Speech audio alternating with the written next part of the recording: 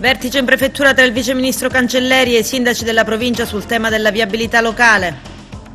Relazione semestrale della DIA sugli assetti della mafia d'Agrigento, vecchi e nuovi interessi. Amministrativa d'Agrigento, unico candidato di centrodestra, ex provincia, elezioni il 19 aprile, domani raccolta firma di Fratelli d'Italia per 4 iniziative di legge, al via la staffetta delle sardine in Sicilia. Presentata la partita Acragas-Castellammare, domani biancazzurri in trasferta.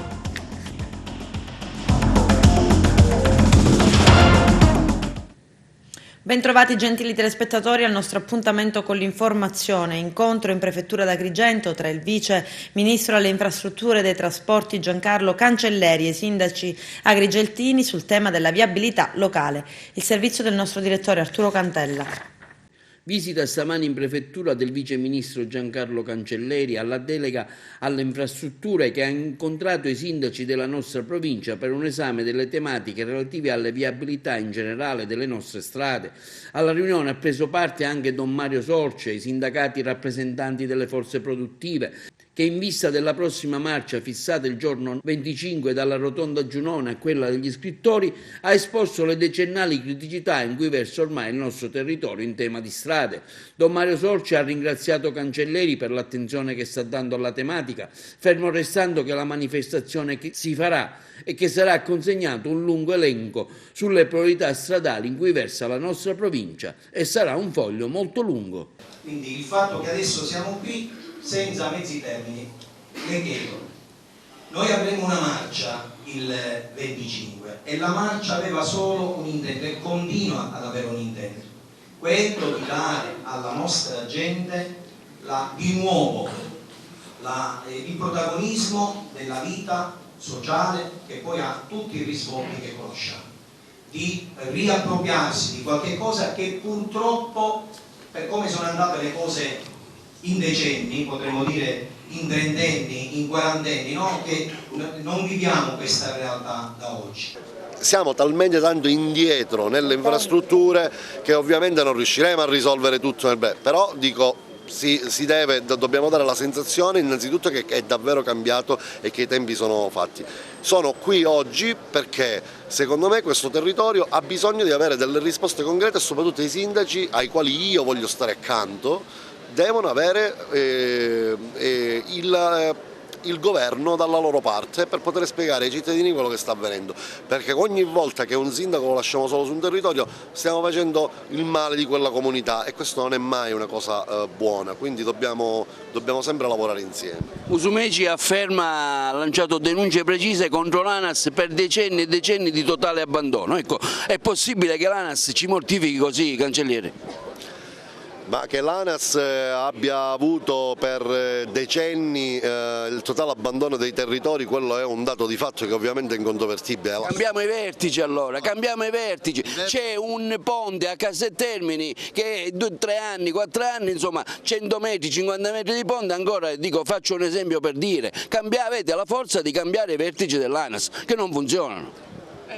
I vertici, in realtà i vertici sono stati già cambiati e ora dobbiamo dargli il tempo invece secondo me di lavorare e di portare, però quello che voglio dirvi è c'è una grande illusione che viene raccontata, perché qui il tema è uno. Ora, che ANAS sia il grande accusato di turno ogni volta è sempre molto pratico, il problema è che poi se andiamo a guardare i vari viadotti come quello che mi diceva lei e tanti altri scopriamo a giro che praticamente sono o viadotti che sono appartenenti alle province o viadotti che sono appartenenti alle regioni e comunque non è che il Consorzio Autostrade Siciliano stia meglio della rete viaria dell'ANAS. Allora facciamo una cosa, invece di accusarci lavoriamo tutti alla stessa parte, facciamo le cose insieme e cerchiamo di portare a casa risultati che devono essere concreti. Questo è quanto anche deve fare l'azienda di Stato, che ovviamente non è esente da critiche, per carità, e sono anche io il primo che sicuramente alza il dito, però dobbiamo sempre riuscire a capire che con queste persone dobbiamo lavorare sempre più assiduamente, che questa è la parte più importante. Gratitudine al Ministro Cancelleri che per la seconda volta viene ad Agrigento per incontrare gli amministratori su un problema generale e importante quale quello della viabilità provinciale ai vari livelli. I sindaci hanno bisogno di questo collegamento, la cooperazione interistituzionale è fondamentale, quindi sono sicuro che questa di oggi sarà una mattinata di lavoro molto proficua. Perché già c'è stata una prima riunione, un primo incontro, insomma la situazione è sicuramente drammatica per le nostre strade, prefetto. Ma la situazione è una situazione complicata, come lo sono di solito quelle che poi richiedono interventi importanti a questo livello di governo. L'importante, almeno dal mio punto di vista, è constatare la volontà di continuare a lavorare e di affrontare i problemi con spirito costruttivo, confidando sulla collaborazione di tutti e nella consapevolezza che non ci sono soluzioni miracolistiche, non ci sono bacchette magiche. I vari nodi vanno affrontati uno per uno e sciolti con la pazienza, con la competenza, con la tenacia, con la costanza e con la voglia di lavorare che mi pare sia ampiamente dimostrata. Sindaco, in vista della prossima manifestazione del 25 che si svolgerà ad Agrigento, promossa dalla Chiesa, a cui hanno aderito anche tantissime sigle sindacali, commerciali, oggi viene il viceministro Cancellieri. Ecco, una casualità? Non credo che sia una casualità, è un blocco sociale che mi pare stia dando i suoi primi frutti, cioè aprire un'interlocuzione seria con il governo del Paese. Non ci si deve fermare qui, perché se diventa il sogno di mezz'estate l'iniziativa del blocco sociale, noi dietro l'angolo avremo le solite sorprese, cioè una disattenzione totale sui temi veri del territorio. Quindi le strade continueranno a essere colabrodo, non continueremo ad avere le infrastrutture minime che ci sono nel resto del Paese. Non è una rivendicazione territoriale fine a se stessa, ma è una constatazione di fatto che tutti quanti quotidianamente registriamo. Allora bisogna andare avanti, si apra sì l'interlocuzione, ma si vada oltre, per cui il 25 tutti in piazza per far sentire il grido di una grande esigenza che il nostro territorio ha. Perché noi abbiamo un'emergenza che è quella di uscire da questo isolamento geografico che è gravissimo e abbiamo bisogno di un collegamento veloce di 18 km per arrivare a Ribera, perché questo ci consente di raggiungere il primo ospedale e di mettere in rete l'economia del nostro territorio con la costa. Quindi abbiamo l'urgenza che venga al più presto realizzata una bretella di collegamento tra la 118 e la 115, perché la nostra gente deve avere garantiti i diritti fondamentali che sono la salute e il diritto alla mobilità.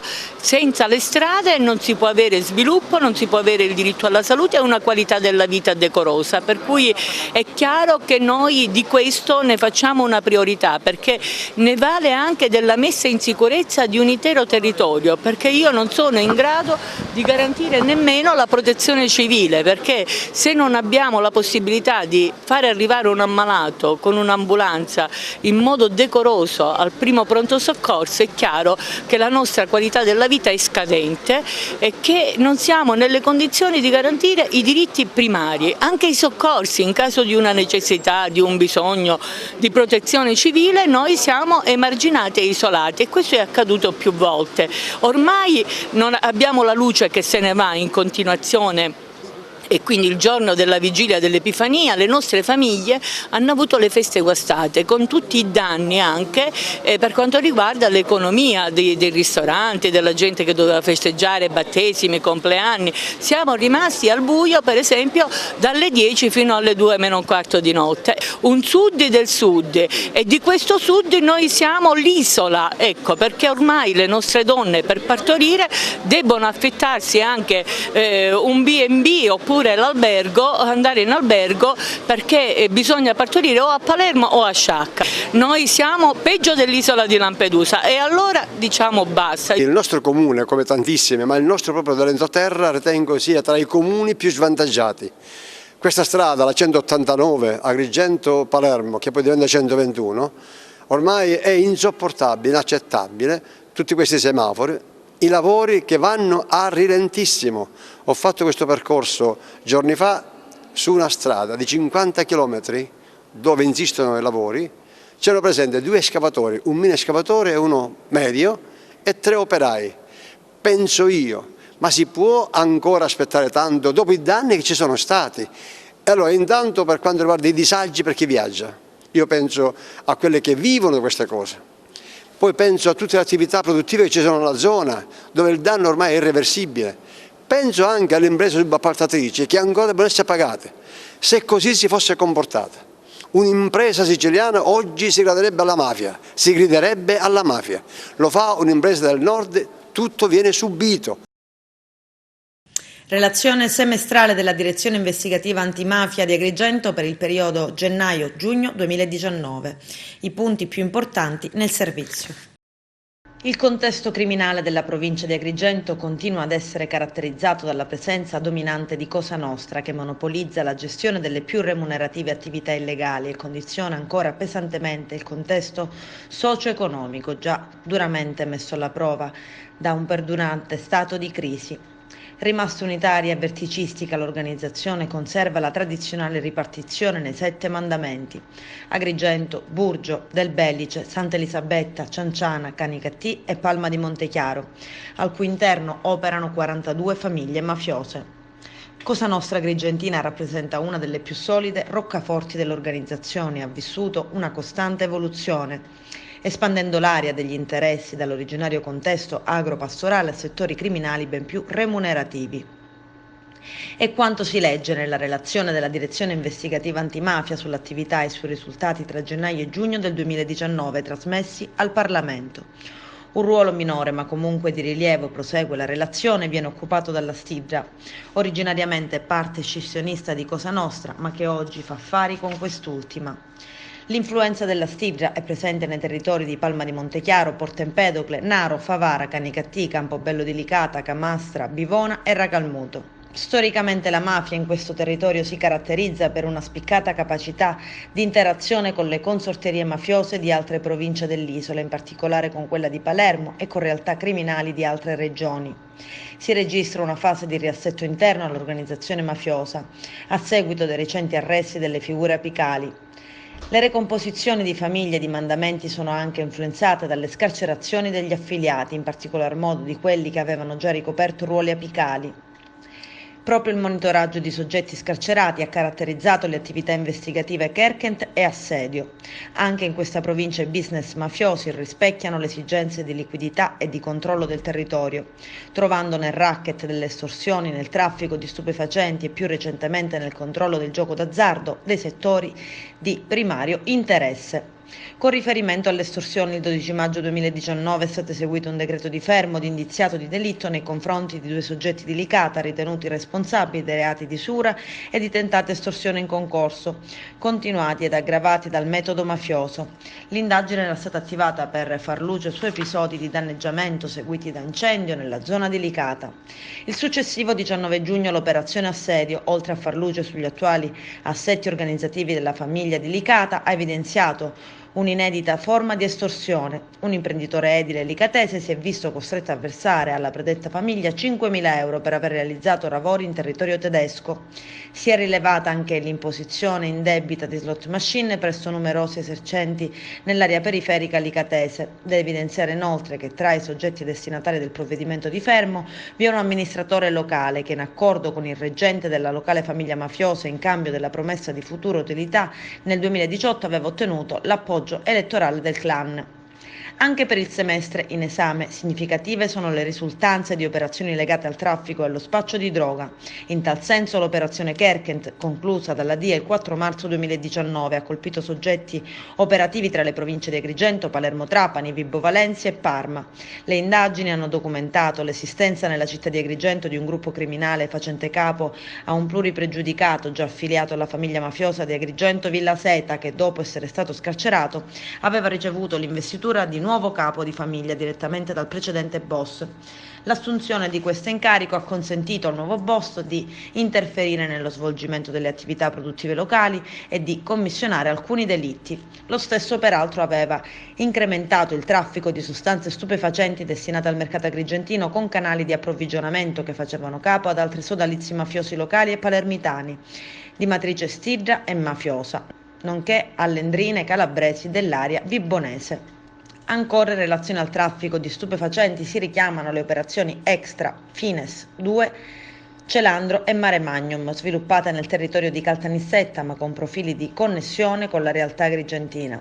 Infatti il 17 gennaio 2019, nell'ambito dell'operazione Extra Fines 2 Celandro, sono stati arrestati diversi appartenenti alla famiglia mafiosa di Gela, in provincia di Caltanissetta, in affari con soggetti di origine agrigentina, da anni trapiantati in Germania. Il gruppo manteneva rapporti con i trafficanti turchi, calabresi e colombiani che rifornivano di stupefacenti il mercato tedesco e italiano. Il 13 febbraio 2019, inoltre, a conclusione dell'operazione Mare Magnum tra le province di Caltanissetta, Agrigento, Palermo ed Enna, 14 persone sono state ritenute responsabili di associazione finalizzata al traffico di stupefacenti, in particolare di hashish. L'attività investigativa ha permesso di individuare il canale di rifornimento, la rete di distribuzione dai fornitori ai consumatori e la commercializzazione di diversi chili di droga a settimana. L'elemento di vertice dell'associazione vicino a Cosa Nostra Nissena negli ultimi tempi si era trasferito a Porto Empedocle, dove si era inserito nel locale contesto criminale, tanto da usufruire di un appartamento riconducibile alla famiglia mafiosa del luogo. Inoltre sono state individuate, soprattutto nella zona orientale della provincia, svariate piantagioni di cannabis di varia estensione, talvolta coltivate in serre dotate di impianti di illuminazione e di areazione, nonché di videosorveglianza. Nella provincia, tra settori particolarmente esposti al rischio di infiltrazione mafiosa, si segnalano anche quelli dell'agricoltura e dell'agroalimentare, dell'energia da fonti rinnovabili e quelli collegati all'emergenza ambientale, come nel caso della gestione del ciclo dei rifiuti. È poi significativa la capacità di Cosa Nostra Agrigentina di condizionamento dell'attività politico-amministrativa. Nel periodo in esame continuano le gestioni commissariali dei comuni di Camastra e di San Biagio Platani. Inoltre la Prefettura ha emesso provvedimenti interdittivi antimafia per infiltrazioni mafiose nei confronti di imprese ubicate in diversi comuni della provincia operanti nel settore edile e agricolo.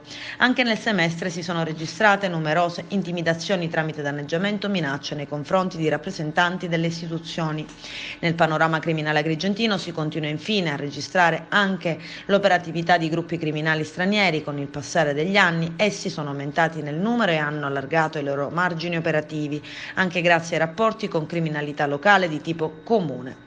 La presenza stanziale di gruppi criminali di origine straniera sembra tollerata da Cosa Nostra e dalla Stidra, perché si inserisce in settori illeciti di basso profilo e più rischiosi in termini di attività repressiva, come ad esempio lo sfruttamento del lavoro nero e della prostituzione, il trasporto e lo spaccio di sostanze stupefacenti, furti di materiale ferroso in abitazioni e in terreni agricoli. Le acquisizioni investigative dell'ultimo semestre confermano come le attività criminali connesse all'immigrazione clandestina restino appannaggio di organizzazioni straniere impegnate nella tratta di esseri umani dalle coste nordafricane verso quelle siciliane. Iniziano gli interrogatori degli indagati ristretti in carcere con l'operazione Nebrodi di martedì scorso. Il Briz ha portato a 94 arresti e 151 imprese sequestrate. Vediamo. Al via ieri gli interrogatori di garanzia dei 48 arrestati e ristretti in carcere a seguito della maxi operazione antimafia denominata Nebrodi. Complessivamente sono stati 94 i destinatari della misura cautelare siglata dal GIP del Tribunale di Messina Salvatore Mastroieni. Inoltre 1700 pagine dell'ordinanza cautelare sono stati ricostruite numerose presunte truffe all'Unione Europea nell'ambito dell'erogazione dei contributi agricoli per i terreni. Ricostruiti anche altri reati. Coinvolti nella maxi inchiesta anche imprenditori e amministratori. Ieri ad aprire gli interrogatori davanti al GIP sono stati gli indagati ristretti in carcere. Tra Messina e Siracusa, su 34 indagati sentiti, solo in 9 hanno deciso di rispondere alle domande dei magistrati.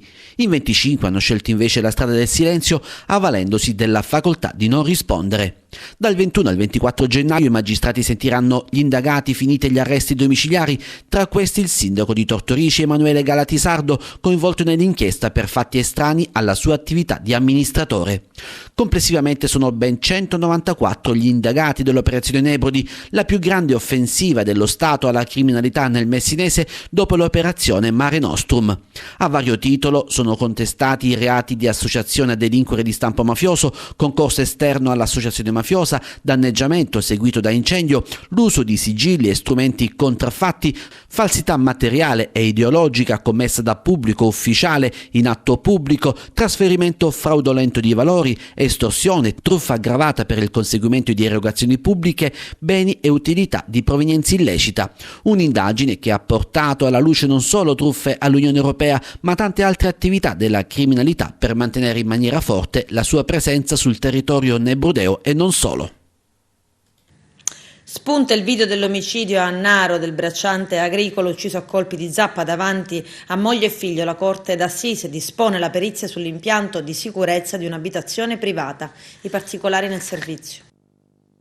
Una telecamera dell'impianto di videosorveglianza di un'abitazione privata era puntata sulla strada dove è avvenuto l'omicidio e dovrebbe avere ripreso tutto. La Corte d'Assise nomina 2 periti per estrapolare le immagini che, sebbene soprascritte, potrebbero essere recuperate. Dopo la raffica di testimoni, qualcuno anche fin troppo controverso, tanto da avere cambiato diverse versioni in una sola deposizione, il processo per l'omicidio del bracciante agricolo 37enne Pinau Constantin, massacrato a colpi di zappa e bastone davanti alla sua abitazione di Naro l'8 luglio del 2018, potrebbe essere arrivato al bivio decisivo. La Corte, presieduta da Alfonso Malato, con al latere Alessandro Quattrocchi, ha deciso di affidare l'incarico, che sarà formalizzato in un secondo momento, a un collegio di periti per eseguire questa operazione. Altro aspetto tecnico da chiarire è l'esame del traffico telefonico attraverso i tabulati fra un test che ha detto in aula di avere sostanzialmente confezionato un falso alibi per l'imputata e la figlia della donna. In questo stralcio del processo l'unica imputata è Anisoara Lupascu, 39 anni, accusata dell'omicidio insieme al marito Vasile Lupascu di 45 anni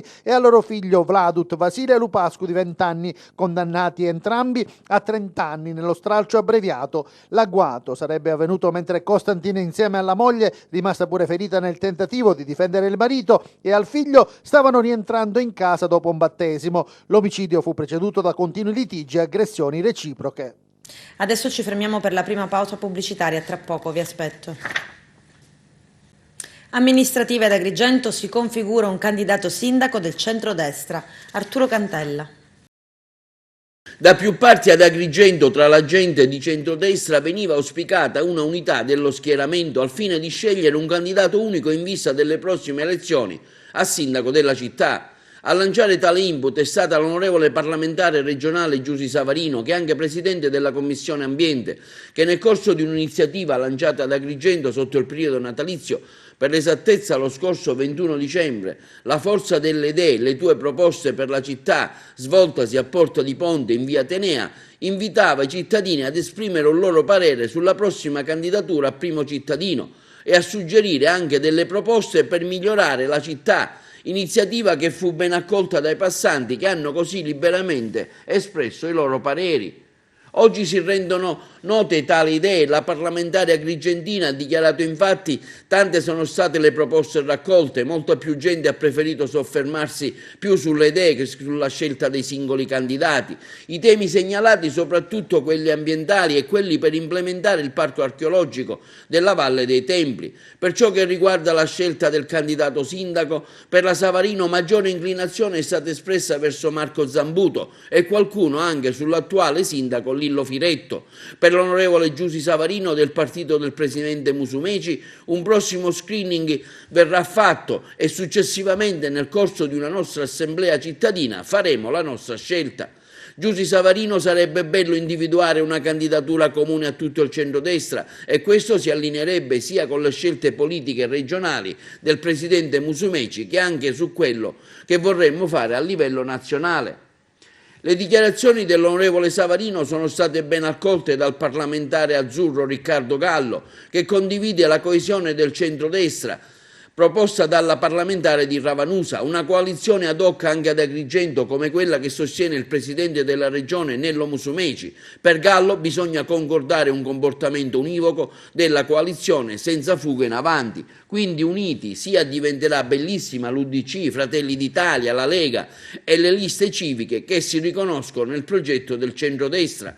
Anche il capo di gabinetto vicario dell'assessore regionale al turismo Lillo Pisano di Fratelli d'Italia ha accolto positivamente l'appello all'unità del centrodestra lanciata da Giusy Savarino per offrire alla città una candidatura unitaria e affermando accolgo e rinancio anche la proposta dell'onorevole Gallo per offrire ad Agrigento una proposta unica che faccia riferimento al centrodestra con il coinvolgimento di tutti i partiti e i movimenti che vi si riconoscono. È partita la staffetta della Sardina, un viaggio lungo tutta la Sicilia per denunciare ritardi infrastrutturali e raccontare le problematiche più urgenti in ogni provincia. La staffetta culminerà il prossimo 25 gennaio alle ore 18 in un flash mob che si svolgerà in contemporanea nelle 9 province siciliane. I dettagli nel servizio. Ha preso il via da Cesarò il viaggio delle sardine siciliane sull'isola. Il comune messinese è stato individuato come simbolo dei paesi dell'entroterra che soffrono di un problema di collegamento infrastrutturale con il resto della regione, una situazione che costringe gli abitanti, per potersi spostare, ad utilizzare i propri mezzi privati. La staffetta delle sardine siciliane è proseguita raggiungendo le città costiere, passando da Capodorlando, Gioiosa Marea, Barcellona Pozzoligotto e Messina, percorrendo l'intera provincia messinese. Il percorso ha quindi lo scopo di denunciare la carenza delle infrastrutture, di cui è un esempio lampante la linea ferroviaria che non gode assolutamente di ottima salute.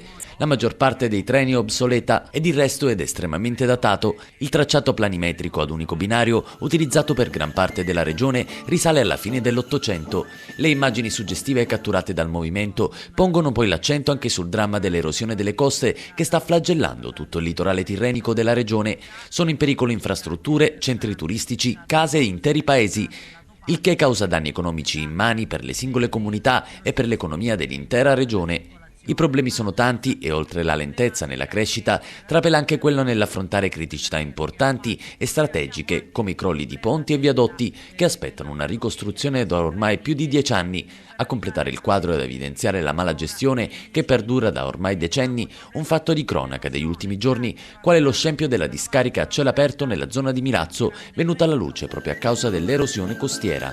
Tra strade dissestate, treni in ritardo, autobus inesistenti, il viaggio dei componenti del movimento La Sardina proseguirà verso Catania e altri luoghi dell'isola per denunciare un divario tra nord e sud che si trascina da decenni.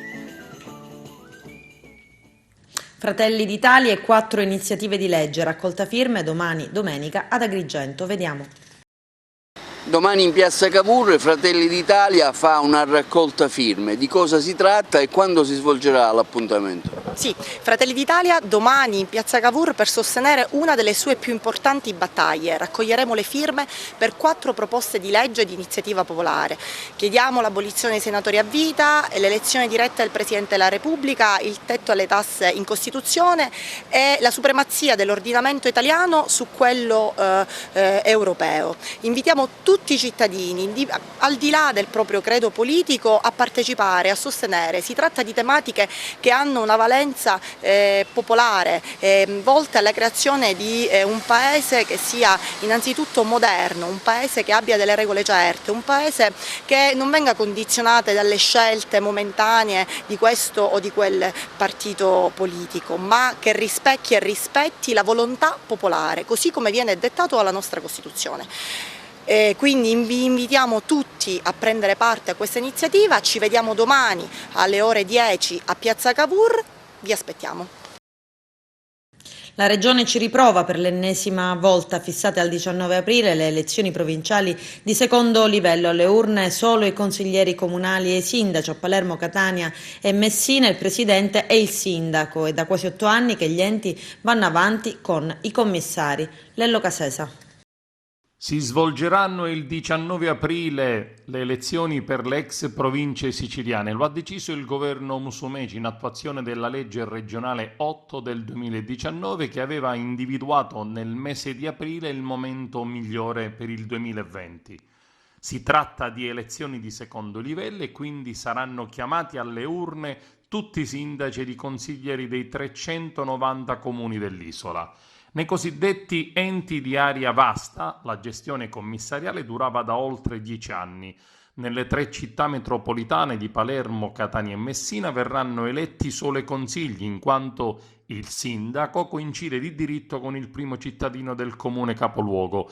Nei 6 liberi consorzi le elezioni riguarderanno presidenti e consigli. Accogliamo positivamente la notizia delle elezioni di secondo livello per il prossimo 19 aprile, in quanto riteniamo che si possa finalmente dare voce ai territori, ponendo fine ad uno stato di incertezza che dura da troppo tempo. Questo è il commento di Leoluco Orlando e Mario Emanuele Alvano, presidente e segretario regionale di ANCI Sicilia. Auspichiamo, continuano Orlando e Alvano, che adesso si possa finalmente realizzare un accordo più forte fra città metropolitane, liberi consorzi e comuni in un momento particolarmente delicato nel quale sono previste importanti risorse per investimenti nei territori ed al contempo però permane una debolezza strutturale sul piano delle risorse ordinarie.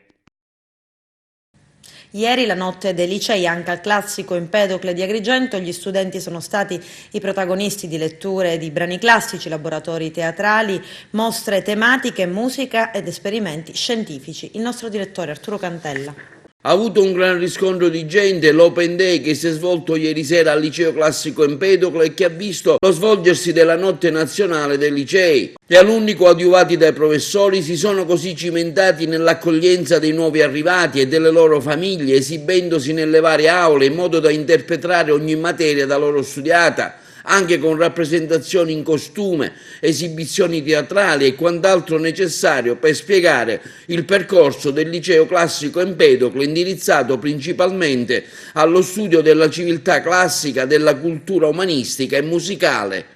L'Open Day e la notte dei licei sono per noi un evento particolarmente importante dell'anno scolastico perché rappresentano il momento più impegnativo dell'orientamento, quello in cui il liceo, la scuola si presenta alla città, alle famiglie e soprattutto ai ragazzi che sono attualmente alla scuola secondaria di primo grado impegnati nel compiere una scelta importante circa la prosecuzione del futuro percorso di studi nella scuola superiore. Quest'anno la manifestazione è particolarmente articolata, ricca. Siamo partiti alle 15:30 inaugurando l'Open Day nella sede del liceo musicale al Cupa, da quest'anno parte del liceo Empedocle, e dalle 16:30 abbiamo inaugurato qui nella sede centrale del liceo Empedocle, come sempre accanto a quel busto di Empedocle che rappresenta proprio il simbolo di una scuola che per anni ha formato generazioni di studenti che nel tempo hanno poi rivestito incarichi e ruoli importanti nella società, ma in una società che cambia, in una società che si trasforma, scegliere il liceo classico continua ad essere una scelta estremamente attuale, importante, valida, e non solo perché la nostra scuola si è anche aperta alle diverse sollecitazioni che vengono dal mondo esterno, cercando anche di non sottovalutare la formazione scientifica attraverso per esempio l'offerta di un potenziamento di matematica o dei corsi di logica o dei corsi di preparazione alle facoltà scientifiche o ancora con l'attenzione per esempio verso lo studio delle lingue e l'internazionalizzazione. Ricordo a tal proposito come già da 2 anni il nostro è un liceo internazionale, il liceo internazionale Cambridge, che in convenzione col Cambridge consente ai ragazzi che scelgono quel corso di conseguire un diploma che possa avere anche un riconoscimento a livello internazionale. Sono tutte esperienze che però abbiamo compiuto nel solco di una tradizione che non intendiamo perdere, che è quella dell'istruzione e della formazione classica, che è formazione ai valori dell'Humanitas, che è attenzione verso il valore della cultura classica, a cui noi guardiamo come a quell'ambito della cultura, a quella dimensione della cultura che attiene alle nostre radici, alla nostra storia, che meglio può contribuire a formare il pensiero critico e il cittadino di domani. Adesso ci fermiamo per la seconda ed ultima pausa pubblicitaria, tra poco vi aspetto. Oltre 74 tonnellate di amianto sono state rimosse dalle strade provinciali agrigentine. C'è il servizio. Amianto sparso ovunque, è un bilancio preoccupante quello che riguarda l'abbandono di rifiuti pericolosi sulle strade di competenza del Libero Consorzio Comunale di Agrigento. È stata infatti intensa anche nel 2019 l'attività del gruppo risanamento ambientale del settore ambiente per la rimozione degli ingenti quantitativi di amianto abbandonati con cadenza quasi quotidiana da ignoti, con gravi rischi per la salute dei cittadini. Il bilancio è di 74 tonnellate di amianto, contenitori o manufatti simili, rimosse nel 2019 dall'impresa Mediterranea Servizi di Racalmuto, che ha in appalto il servizio di raccolta e smaltimento in discarica o presso altre ditte autorizzate dei rifiuti abbandonati sulle strade provinciali, ai quali vanno aggiunti 520 kg di guaine bituminose e altri rifiuti come lana di vetro, considerati pericolosi dalla normativa vigente. Sempre nel 2019 sono stati conferiti in discarica quasi 23 tonnellate di rifiuti indifferenziati, con un ulteriore aggravio di costi per il bilancio del Libero Consorzio, che sta già predisponendo il bando di gara per il servizio di rimozione dei rifiuti del 2020. L'attività di risanamento ambientale è una delle competenze assegnate dalla legge alle ex province nel 2006. Ricordiamo che l'amianto deve essere rimosso con particolari accorgimenti, si legge in una nota dell'ente, per evitare ulteriori contaminazioni, e deve essere collocato nei depositi di stoccaggio autorizzati praticamente in eterno, non essendo possibile la distruzione senza provocare grave inquinamento ambientale. Buona parte delle costose operazioni di bonifica è stata completata dopo il dissequestro delle discariche abusive da parte della magistratura, mentre continuano senza sosta le segnalazioni di rifiuti pericolosi e non da parte del personale stradale del Libero Consorzio, degli organi di pubblica sicurezza e dei cittadini lungo varie strade provinciali. Emblematica la situazione della strada provinciale 1, quadrivio Spinasanta Villaseta, e delle sue diramazioni già invase dai rifiuti subito dopo l'ennesima bonifica. Si rafforza l'intesa del cartello sociale che si è costituito in maniera spontanea tra l'Arcidiocesi di Agrigento e i sindacati CGIL e CISL e UIL in vista della manifestazione del prossimo sabato 25 gennaio per protestare contro l'isolamento geografico della provincia. La manifestazione del 25 gennaio ormai non appartiene più a chi l'ha lanciata, ma a tutte quelle persone che con slancio hanno aderito, avvertendo la necessità di doversi riappropriarsi del loro diritto di rivendicare condizioni di vita almeno pari agli altri territori della regione. Intanto è stato confermato il percorso che originariamente indicato per la manifestazione del 25 gennaio, che muovendo dalla rotonda sotto il Tempio di Giunone raggiungerà la rotonda degli scrittori sulla statale 640. Ulteriori informazioni logistiche saranno diffuse nei prossimi giorni al fine di orientare con maggiore precisione i partecipanti sulle modalità occorrenti per raggiungere il sito della manifestazione. Intanto le adesioni all'iniziativa continuano ad arrivare numerose, a testimonianza di quanto sia avvertita l'esigenza di richiamare l'attenzione del governo nazionale e di quello regionale rispetto alla situazione di estrema precarietà in cui versa sia la viabilità interna della provincia che quella che collega il territorio ad altre aree della regione.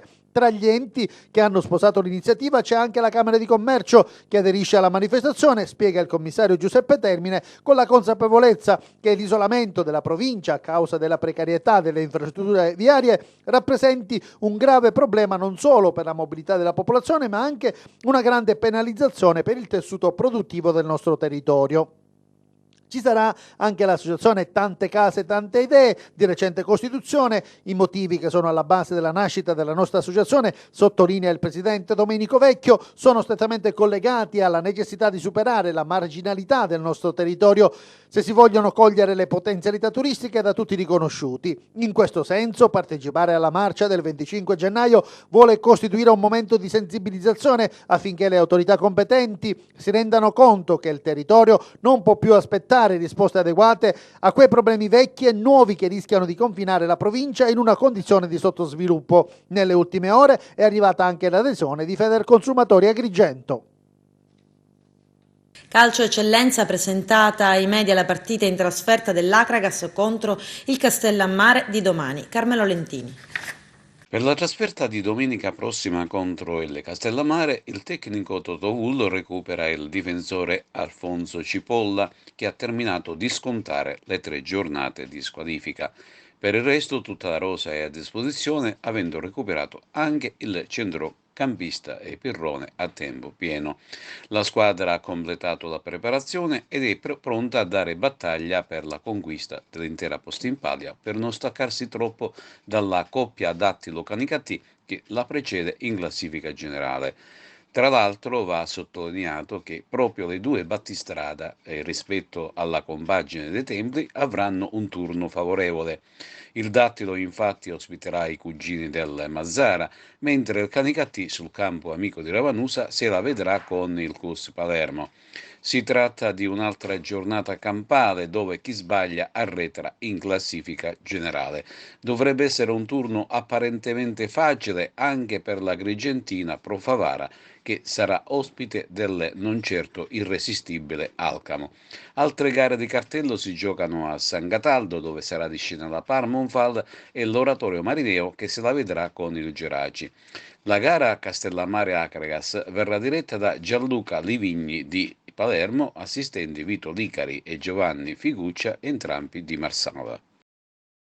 Vi attende una gara dura, un avversario che è duro a morire e i risultati conseguiti in questo girone di andata la dicono tutta. Io partite morbide non ne conosco. Avete visto domenica il Monreale, vero che la maggior parte della responsabilità è nostra, che il secondo tempo abbiamo mollato un pochettino, ci siamo soltanto accontentati del risultato pieno. Però partite, appena tu molli il fianco gli avversari ti vengono addosso, quindi è normale, la domenica è sempre partita dura. Avete recuperato Alfonso Cipolla, lo manderete subito in campo? Beh, Cipolla ha scontato le squalifiche, non è che l'abbiamo recuperato, Cipolla ha finito di scontare le squalifiche e adesso è a disposizione. Noi cercheremo di mettere sempre, come sono abituato io, il meglio di quello che posso trarre fuori da questa rosa e sicuramente sarà della partita, a meno che di problematiche, ma non credo. Rispetto alla... un giocatore di esperienza che si può sicuramente dare la sua... Rispetto all'ultima gara giocata in casa e vinta con il Monreale, pensate di cambiare modulo oppure quello che dovrebbe cambiare è la maggiore convinzione di potercela fare? Io dalla mia esperienza calcistica da giocatore e da allenatore non ho mai avuto e dato tanto peso al modulo di gioco, io ho sempre dato importanza all'atteggiamento che la squadra assume in campo. E poi si può giocare a 3, si può giocare a 4, queste sono tutte cose diciamo di coreografia, perché tutto quello è l'idea di calcio che hanno i giocatori in campo, perché i moduli sono relativi e sono relativi anche alle qualità dei giocatori e di come si sanno muovere in campo, quindi eviterei di parlare di moduli. Io invece sottolineerei, come tu giustamente hai fatto, l'atteggiamento in campo che va tenuto nei 100 minuti e non soltanto nei 90, quindi la partita è mai finita e avversari che perdono sicuramente non ce ne sono, quindi questo è quello che dobbiamo noi sottolineare. Sì, è una squadra organizzata che da un po' di anni gioca insieme, giustamente vengono da un risultato negativo fuori casa, però noi siamo là che dobbiamo farci rispettare anche fuori casa, quindi ci sarà una bella partita, speriamo. E domani pensi di essere in campo? Beh, io sto bene, qua le scelte le fa il mister, io sono sempre pronto, quindi qualsiasi minutaggio giocherò, quindi mi farò trovare pronto. Con il mister Vullo sei stato impiegato più da mezzala che da punta pura, come ti trovi in questo nuovo ruolo? Guarda, quando stai bene col gruppo non è importante il ruolo, è importante sudare la maglia e fare bene, quindi a prescindere dal ruolo. Ed adesso gli appuntamenti in promozione, vediamo. Per quanto riguarda il campionato di promozione Girone A, c'è voglia di riscatto in casa Casteltermini dopo l'inaspettata sconfitta interna ad opera di una baldanzosa Empedoclina. La compagine di Pino La Bianca sarà ospite del Casteldaccia, avversario ostico e battagliero che renderà difficile la vita alla compagine granata. Questa gara è stata affidata a Nicolò Melodia di Trapani. Gioca in anticipo l'Empedoclina di Angelo Mercante che ospita il Forte Lascari in una gara che si presenta dura e difficile. La compagine marinara ha raggiunto il quinto posto in classifica, non intende mollare. Per questa sfida è stato chiamato Giovanni Manuel Lentini di Marsala. Turno apparentemente facile per la capolista Unitas Sciacca, che sembra avere preso il volo vantando 4 punti di distacco dal Casteltermini. La compagine saccense ospiterà il Bagheria e l'obiettivo è uno solo, la vittoria.